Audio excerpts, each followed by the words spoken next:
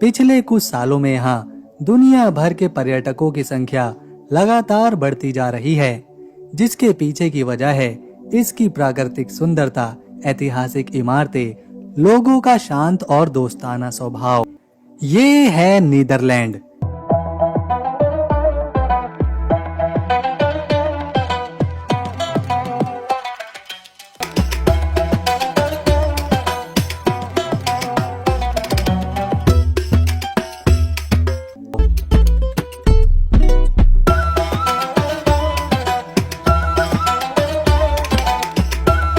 जब दुनिया के सबसे बड़े रेड लाइट एरिया की बात आती है तो एम्स्टर्डम का डी वॉलन इलाका पूरी दुनिया में पहले नंबर पर है। देह व्यापार को गैर कानूनी माना जाता है और इसे छिप कर किया जाता है, लेकिन एम्स्टर्डम का कानून बिल्कुल अलग है। यहाँ शहर के बिल्कुल बीचों बीच सरकार ने इस काम को पूरी तरह से कानूनी मान्यता दे रखी है। इस पूरे इलाके में सड़कों के किनारे कांच की बड़ी बड़ी खिड़कियां बनी हुई हैं, जिनके पीछे लाल रोशनी जलती है और वहां खड़ी महिलाएं खुलकर अपना ये काम करती हैं। यहाँ काम करने वाली महिलाओं को बाकायदा सरकार से लाइसेंस मिलता है। वो अपनी कमाई का टैक्स सरकार को देती हैं और पुलिस खुद उनकी सुरक्षा के लिए तैनात रहती है। सबसे हैरानी की बात यह है कि जहाँ बाकी दुनिया में इसे एक जुर्म या बदनामी की तरह देखा जाता है, वहीं एम्स्टर्डम में इसे एक आम व्यापार की तरह चलाया जाता है और हर साल लाखों लोग सिर्फ इस अनोखे और अजीब नज़ारे को देखने यहाँ आते हैं। नीदरलैंड के लोगों को दुनिया में सबसे लंबा माना जाता है। यहाँ के पुरुषों की औसतन हाइट 6 फीट तो महिलाओं की 5 फीट 7 इंच रहती है। इस वीडियो में हम जानेंगे ये देश कहाँ है, इसके पड़ोसी कौन हैं, यहाँ की जनसंख्या, धर्म, पैसे, राजधानी, लोगों की शिक्षा, जीवन शैली, खान पान, राष्ट्रीय पशु पक्षी, नोबेल पुरस्कार और कुछ बेहद ही सुंदर जगह। लेकिन उससे पहले आपसे एक ही रिक्वेस्ट है, अगर आप वीडियो को एक लाइक करेंगे और चैनल को सब्सक्राइब करेंगे तो हमारे पूरे दिन की मेहनत सफल रहेगी।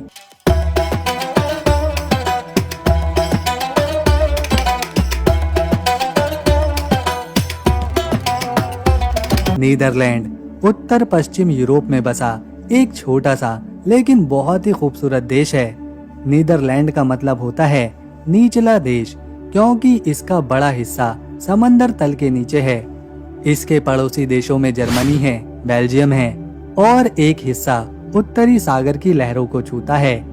देश का कुल क्षेत्रफल 41,850 स्क्वायर किलोमीटर है, लेकिन चौंकाने वाली बात यह है कि इसका 26% हिस्सा समुद्र तल से नीचे है, जिसे पोल्डर्स कहा जाता है। नीदरलैंड में 1,80,00,000 लोग आबाद हैं। आबादी में एक खास बात है कि यहाँ बुजुर्गों की संख्या बढ़ रही है और बच्चों का जन्म काफी कम हो रहा है।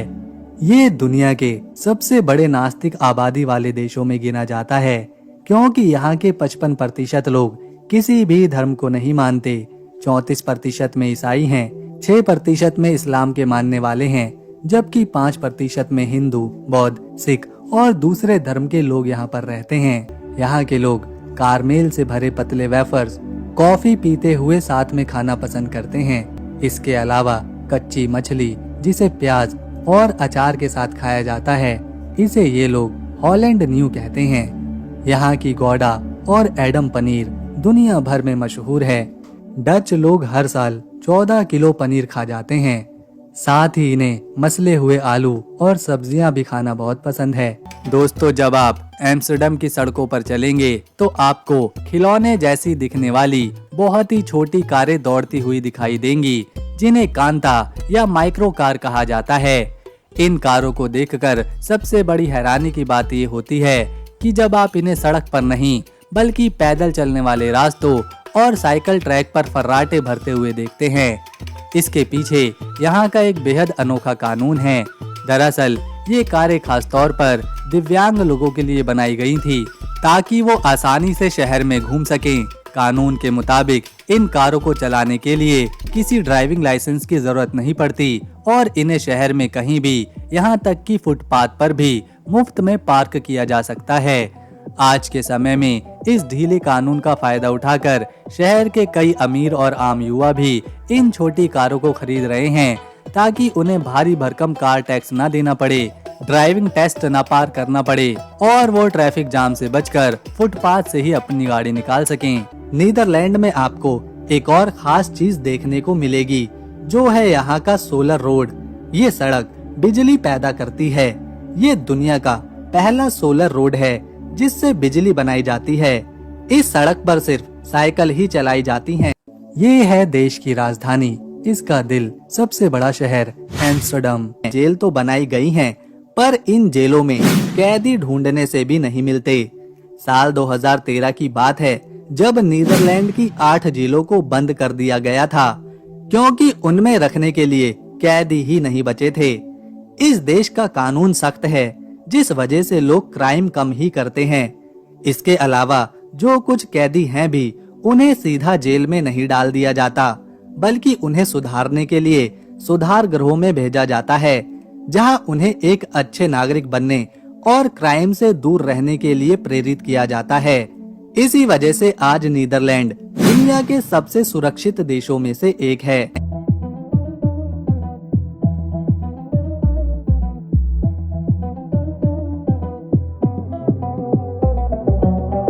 नीदरलैंड की राजधानी एम्स्टर्डम, जो देश का सबसे बड़ा और सबसे जीवित शहर है, इसका इतिहास 12वीं शताब्दी से शुरू होता है, जब ये एक छोटा सा मछली पकड़ने वाला गांव था। एम्स्टर्डम का नाम एम्स्टेल डैम से आया है, यानी एम्स्टेल नदी पर बना बांध। 13वीं शताब्दी में इसने व्यापारिक केंद्र के रूप में उभरना शुरू किया था। 17वीं शताब्दी, जिसे डच गोल्डन एज कहते हैं, इस शहर के लिए सबसे शानदार समय था। इस दौरान नीदरलैंड दुनिया की सबसे बड़ी समुद्री और व्यापारिक ताकत बन चुका था। एम्स्टर्डम की लहरें, जो आज यूनेस्को की विश्व धरोहर हैं, इसी समय बनाई गई थी। डच ईस्ट इंडिया कंपनी, जो कि दुनिया की पहली मल्टीनेशनल कंपनी थी, उसका मुख्यालय भी यहीं था। एम्स्टर्डम ने भारत, इंडोनेशिया और अफ्रीका तक व्यापार किया और दुनिया का सबसे अमीर शहर बना। 18वीं और 19वीं शताब्दी में फ्रांसीसी और नेपोलियन के कब्जे ने इस शहर को प्रभावित किया, लेकिन 1814 में नीदरलैंड ने आजादी हासिल करी। आज ये शहर एक सांस्कृतिक, वित्तीय और पर्यटन का केंद्र है। इसकी नहरें, रिक्स म्यूजियम और ऐतिहासिक इमारतें हर साल लाखों पर्यटकों को आकर्षित करती हैं। नीदरलैंड की साक्षरता दर 99% की है, यानी यहाँ के नागरिक पढ़े लिखे होते हैं। यहाँ की शिक्षा प्रणाली बहुत ही मजबूत है। 4 से 12 साल तक के बच्चों को शिक्षा देना अनिवार्य है। डच स्कूलों में अंग्रेजी, विज्ञान और तकनीक की शिक्षा पर जोर दिया जाता है। दुनिया भर में आपने लावारिस कुत्तों और बिल्लियों के लिए जमीन पर बने शेल्टर्स देखे होंगे, लेकिन एम्स्टर्डम में बिल्लियों की जिंदगी के लिए पानी के ऊपर एक पूरी दुनिया बसाई गई है, जिसे पोजन बोट या द कैट बोट कहा जाता है। सन 1966 में एक महिला ने बिल्लियों पर तरस खाकर उन्हें अपने घर पर जगह देना शुरू किया था, लेकिन जब जगह कम पड़ गई तो उसने नहर में एक पुराना जहाज खरीदा और उसे पूरी तरह से बिल्लियों का घर बना दिया। आज ये तैरता हुआ जहाज एम्स्टर्डम की नहरों का एक आधिकारिक और एक बेहद अनोखा हिस्सा बन चुका है, जहां सैकड़ों बीमार, बूढ़ी और लावारिस बिल्लियां इंसानों की तरह आलीशान जिंदगी जीती हैं। यहाँ उनकी मेडिकल केयर होती है और लोग उनसे मिलने के लिए टिकट लेकर आते हैं। यहाँ पर एक अनोखा त्योहार मनाया जाता है, जिसे किंग्स डे बोलते हैं। हर साल 27 अप्रैल को नीदरलैंड के लोग इसे मनाते हैं, क्योंकि 30 अप्रैल 2013 में विलियम अलेक्जेंडर पहली बार राजा बने थे। 27 अप्रैल को उनका जन्मदिन आता है और इसी दिन इस त्योहार को मनाते हैं। इस दिन यहाँ के सारे लोग संतरी रंग के कपड़े पहनते हैं, क्योंकि नीदरलैंड में संतरी रंग राष्ट्रीय रंग है। पूरा शहर, राजधानी एम्स्टर्डम संतरी रंग से सजा दिया जाता है। सड़कों पर नई दुकानें लगती हैं, जिसमें अलग अलग तरह का सामान बिकता है। इस दिन हर जगह संगीत, डांस और कंपटीशन कराए जाते हैं। लोग नहरों के किनारे बोट्स पर पार्टी करते हैं। राजा और रानी खुद लोगों को पार्टी देते हैं उनके साथ रहते हैं। अब तक नीदरलैंड ने 6 नोबेल प्राइज अपने नाम किए हैं। साल 1976 में विलियम फ्रेडरिक ने लिटरेचर में नोबेल प्राइज जीता था। इससे पहले साल 1953 में फ्रिट्ज जर्निक ने फिजिक्स में नोबेल प्राइज जीता। इन्होंने फेज कॉन्ट्रास्ट माइक्रोस्कोपी टेक्निक बनाई थी। इससे भी पहले 1901 में वॉन हॉफ ने केमिस्ट्री में नोबेल प्राइज जीता था। साल 1987 में टॉनी हॉफनेट ने शांति के लिए ये पुरस्कार जीता और 1969 में जैन टिनबर्गन और रेंजर फ्रिश को इकोनॉमिक्स में नोबेल प्राइज मिला था। अगर आप एम्स्टर्डम की गलियों में घूमेंगे तो आप देखेंगे कि वहाँ के ऐतिहासिक घर बहुत ऊंचे, बहुत पतले और आगे की तरफ थोड़ा झुके हुए हैं। सबसे हैरानी की बात यह है कि हर घर की सबसे ऊपरी छत पर एक बड़ा सा लोहे का हुक लटका हुआ दिखाई देता है। इसके पीछे की वजह वहाँ के नागरिकों की रोजमर्रा की जिंदगी का एक बड़ा संघर्ष है। पुराने जमाने में सरकार घरों के सामने की चौड़ाई के हिसाब से टैक्स वसूला करती थी। इसीलिए लोगों ने टैक्स बचाने के लिए अपने घर बहुत पतले बनाए। इन घरों की सीढ़ियाँ इतनी संकरी और घुमावदार होती हैं कि आप सोफा, बेड या कोई भी बड़ा सामान सीढ़ियों से ऊपर नहीं ले जा सकते। इसीलिए आज भी जब किसी को घर शिफ्ट करना होता है तो वो अपनी छत पर लगे उसी सदियों पुराने हुक में रस्सी बांधकर खिड़की के रास्ते सारा भारी सामान बाहर से ही ऊपर खींचते हैं। घरों का आगे की तरफ झुकना भी एक सोची समझी इंजीनियरिंग है। वैसे तो यूरोप में कई बंदरगाह हैं, लेकिन नीदरलैंड का रॉटरडम बंदरगाह यूरोप का सबसे बड़ा बंदरगाह है। ये बंदरगाह समंदर से 40 किलोमीटर तक लगा हुआ है। रॉटरडम से जर्मनी, फ्रांस, यूके और बेल्जियम तक बड़ी मात्रा में सामान पहुंचाया जाता है। रॉटरडम बंदरगाह नीदरलैंड की अर्थव्यवस्था का एक बड़ा सेंटर है, जहां से करोड़ों टन का माल हर साल इंपोर्ट और एक्सपोर्ट किया जाता है। ये है उट्रेस्ट। ये शहर नीदरलैंड के बीचों बीच बसा है और इसे देश का दिल कहा जाता है। उट्रेस्ट का इतिहास 2000 साल पुराना है, जब रोमन लोगों ने 47 ईस्वी में यहाँ एक किला बनाया था। ये किला राइन नदी के किनारे था और आज भी इसके अवशेष देखे जा सकते हैं। मध्य युग में उट्रेस्ट एक बड़ा धार्मिक केंद्र बना। 8वीं सदी में सेंट विली बोर्ड ने यहाँ ईसाई धर्म को फैलाया, जिसके बाद ये शहर नीदरलैंड का सबसे बड़ा बिशप शहर बन गया। शहर का सबसे मशहूर लैंडमार्क है डोम टावर, जो 14वीं सदी में बनाया गया था। ये 112 मीटर ऊंचा टावर नीदरलैंड का सबसे ऊंचा चर्च टावर है। 1674 में एक तूफान ने डोम चर्च का हिस्सा तोड़ दिया, लेकिन टावर आज भी खड़ा है। ये शहर अपनी नहरों, हरियाली और मस्ती भरे माहौल के लिए मशहूर है। उट्रेस्ट की ओउ दे ग्रास नहर शहर की जान है। इस नहर के किनारे पुरानी इमारतें, कैफे और दुकानें हैं, जो इसे बहुत खास बनाती हैं। नहर के बीच बने तहखाने अब रेस्टोरेंट और बार बन चुके हैं, जहां लोग खाना पीना खाते हैं और मस्ती करते हैं। रात में नहर की रोशनी शहर को और सुंदर बनाती है। नीदरलैंड की ऑस्टिन फ्रीसियन नस्ल की गायें पूरी दुनिया में सबसे मशहूर हैं। ये काले और सफेद रंग की गायें हर दिन औसतन 40 लीटर तक दूध देती हैं। यहाँ के किसान अपनी गाय को बहुत लाड़ प्यार से एसी वाले तबेले में रखते हैं। दोस्तों, एम्स्टर्डम शहर की धरती प्राकृतिक रूप से इतनी मजबूत नहीं है कि वो बड़ी बड़ी इमारतों का वजन संभाल सके, क्योंकि ये पूरा इलाका मूल रूप से एक दलदल था। इस शहर को डूबने से बचाने के लिए इसके नीचे एक अनोखी इंजीनियरिंग का इस्तेमाल किया गया है। पूरा एम्स्टर्डम शहर लाखों लकड़ी के खम्भों पर टिका हुआ है। ये खम्भे असल में पेड़ों के तने हैं, जिन्हें दलदली मिट्टी में गहराई तक धंसाया गया है ताकि वो ठोस जमीन तक पहुंच सके। उदाहरण के लिए एम्स्टर्डम का प्रसिद्ध रॉयल पैलेस ही अकेले 13,660 लकड़ी के खम्भों पर खड़ा है। सबसे हैरानी की बात यह है कि जब तक ये लकड़ी के खम्भे पूरी तरह से पानी में डूबे रहते हैं, तब तक ऑक्सीजन ना मिलने की वजह से ये कभी नहीं सड़ते। लेकिन अगर पानी का स्तर जरा भी कम हुआ और इन तक हवा पहुंची, तो ये खम्भे सड़ जाएंगे और पूरा शहर ताश के पत्तों की तरह ढह जाएगा। एम्स्टर्डम की नहरों में तैरते हुए खूबसूरत घर देखना हर किसी को बहुत पसंद आता है। लोग सोचते हैं कि अमीरों का शौक है, लेकिन इसके पीछे का इतिहास बेहद मजबूरी भरा रहा है। द्वितीय विश्व युद्ध के बाद एम्स्टर्डम में रहने के लिए घरों की इतनी भयानक कमी हो गई थी कि लोगों के पास सिर छुपाने की जगह नहीं बची थी। जमीन पर जगह न मिलने की वजह से मजबूर होकर गरीब नागरिकों और कलाकारों ने पुराने बेकार हो चुके जहाजों और नाव को ही अपना घर बना लिया और फिर नहरों में रहने लगे। आज भले ही ये हाउस बोट्स बहुत महंगे और फैशन वाले दिखते हैं, लेकिन इनकी शुरुआत शहर की बेबसी और आवास संकट की वजह से हुई थी, ना कि किसी लग्जरी लाइफस्टाइल की शौक की वजह से। नीदरलैंड को दुनिया का फूलों का राजा कहा जाता है। यहाँ कॉकेनहॉफ नाम का एक पार्क है, जहाँ हर साल 70 लाख से ज्यादा फूलों के पौधे लगाए जाते हैं। ये दुनिया का सबसे बड़ा फूलों का बगीचा है और जब यहाँ पर फूल खिलते हैं तो ऐसा लगता है जैसे धरती पर स्वर्ग उतर आया हो। नीदरलैंड में एक जगह है बार्ले नसाओ। यहाँ की सड़कों पर घरों के पास दो देशों का बॉर्डर है।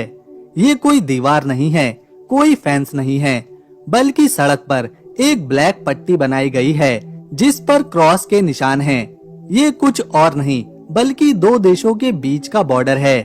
एक तरफ नीदरलैंड है तो दूसरी तरफ बेल्जियम। इससे लोगों का ही फायदा होता है। इन्हें दोनों देशों की सुविधाएं मिल जाती हैं।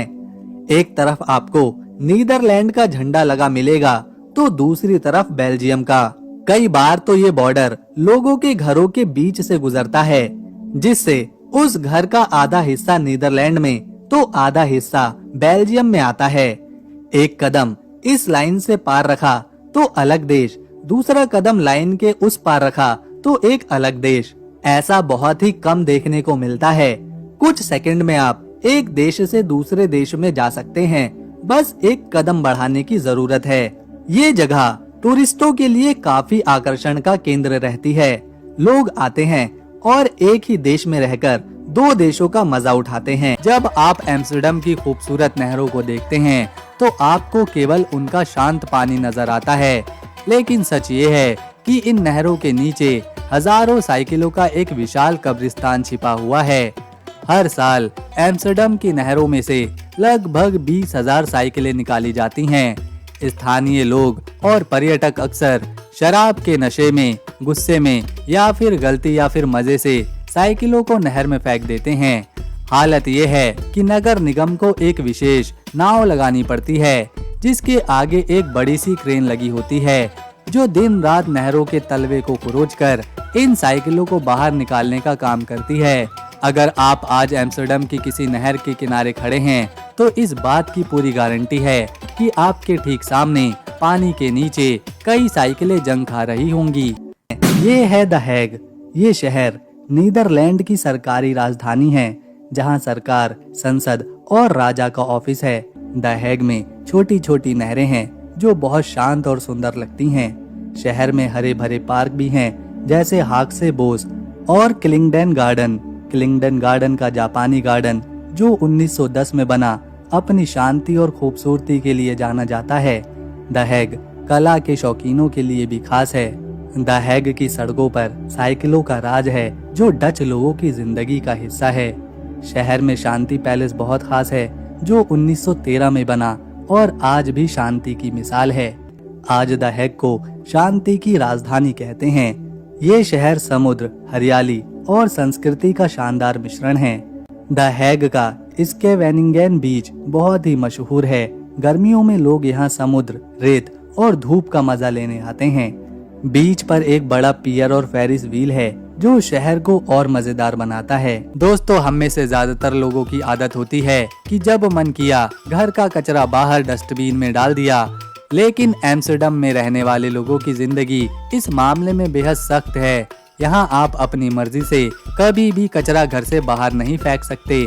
हर इलाके के लिए सरकार ने दिन और समय तय कर रखा है। उदाहरण के लिए, अगर आपके इलाके में कचरा उठाने का समय सुबह 6 से 9 बजे तक का है, तो आप उससे पहले या फिर बाद में कचरा बाहर नहीं रख सकते। अगर आपने गलती से भी एक रात पहले या आधी रात को कचरे का बैग सड़क पर रख दिया, तो नगर निगम के अधिकारी उस कचरे के बैग को खोलकर उसकी तलाशी लेते हैं वो उसमें से कोई ऐसा बिल, चिट्ठी या लिफाफा ढूंढ निकालते हैं जिस पर आपका नाम या फिर पता लिखा होता है। जैसे ही उन्हें सबूत मिलता है, वो आपके नाम पर सीधे सैकड़ों यूरो यानी हजारों रुपए का जुर्माना आपके घर भेज देते हैं। यहाँ के लोग कचरा फेंकने से उतना नहीं डरते जितना उनकी टाइमिंग से डरते हैं। नीदरलैंड दुनिया का पहला ऐसा देश है जहाँ की 100% पैसेंजर ट्रेनें पूरी तरह से विंड एनर्जी यानी पवन ऊर्जा या हवा की चक्की से बनने वाली बिजली से चलती हैं।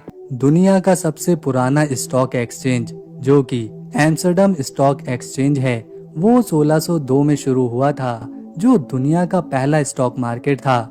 देश में कई विश्व स्तरीय विश्वविद्यालय हैं, जैसे एम्स्टर्डम विश्वविद्यालय और डेल्फ्ट यूनिवर्सिटी ऑफ टेक्नोलॉजी। 17वीं शताब्दी में ट्यूलिप इतने महंगे हो गए कि एक ट्यूलिप की कीमत एक घर के बराबर थी। इसे दुनिया का पहला आर्थिक बुलबुला कहा गया।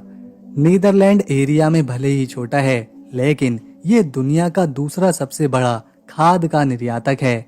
नीदरलैंड खाद और कृषि उत्पादों का दूसरा सबसे बड़ा एक्सपोर्टर है। यहाँ जमीन की कमी और पानी ज्यादा होने की वजह से हजारों लोग पानी के ऊपर बने तैरते हुए घरों में रहते हैं। जिथॉर्न नाम का एक ऐसा गांव है वहाँ, जहाँ एक भी गाड़ी नहीं चलती, क्योंकि वहाँ सड़क है ही नहीं।